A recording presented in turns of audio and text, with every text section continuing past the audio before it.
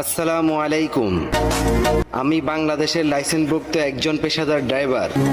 আমি বাংলাদেশের নাগরিক হিসাবে সবার মতো কথা বলার অধিকার রয়েছে আমার।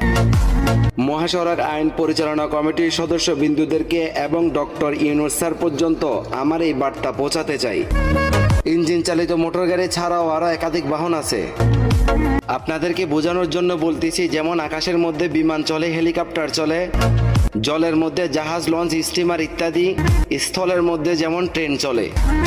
আমি জানতে চাই, একজন বিমান চালকের হাতে যখন দুর্ঘটনা ঘটে, সেখানে বিমান ক্র্যাশ হয়ে যখন শতাধিক মানুষ মারা যায়, তখন তো কেউ কখনো বিমান চালককে দোষী করে নাই, তাকে ঘাতক বলে নাই, এবং কি লক্ষ্য করবেন, তার নামে কিন্তু কোনো মামলাও হয় নাই, জাস্ট একটা দুর্ঘটনা।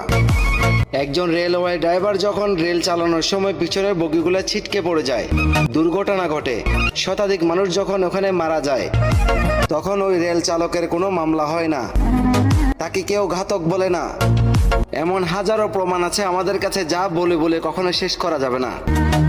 আর আমরা যখন মহাসড়কে গাড়ি চালাই, ব্রেক ফেল হয়ে দুর্ঘটনা ঘটলে কিংবা চাকা বাস্ট হয়ে দুর্ঘটনা ঘটলে, সড়ক ব্যবস্থা ভালো না থাকার কারণে দুর্ঘটনা ঘটলে, ড্রাইভারদেরকে কি বলা হয়? ঘাতক।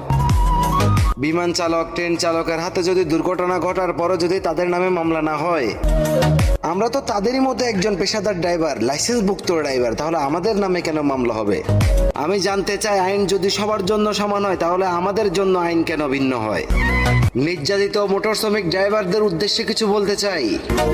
এই ভিডিওটা সর্বোচ্চ শেয়ার করে ডক্টর ইউনূস স্যার পর্যন্ত পৌঁছানোর দায়িত্ব কিন্তু আপনার।